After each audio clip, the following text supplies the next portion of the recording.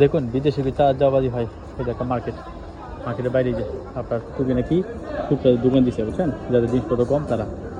এই যে গাড়ি ঘোড়া বাংলাদেশের কত চাঁদাবাজি হয়েছে না, কিন্তু এখানে কোনো চাঁদাবাজি নেই। এখানে মার্কেট কমিটি আছে, তারা সব কিছু দেখাশোনা করে। এই দেখেন ছোটো করে দোকান, এই দেখেন এখানে বসা। বাংলাদেশের লোকের চাঁদা দাও, কিন্তু এখানে চাঁদা নাই বুঝছেন।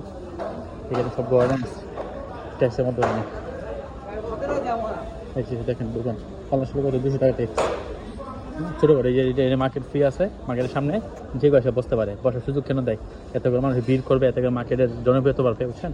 এরকম প্রত্যেকটা জায়গায় মানে আপনার প্রতিদ্বন্দ্বিতা করে, কিন্তু চাঁদাবাজি করে না। এই যে ফোনটা কত কিছু দেখেন। বাংলাদেশে আপনার একটা সিনেমা হলে যান অথবা একটা পার্কিং সেন্টারে যান, হ্যাঁ আপনার গাড়ি নাম্বার লিখে রাখবে। চাঁদা না দিলেও তবু আমরা যাই না, কী হয় না হয়। তার মানে আপনার ঠের দিয়ে দিচ্ছে, ওরাই চুরি করে ফেলবে বুঝছেন। কিন্তু এখানে এরকম নেই। এই যে মার্কেটের সামনে কত গাড়ি।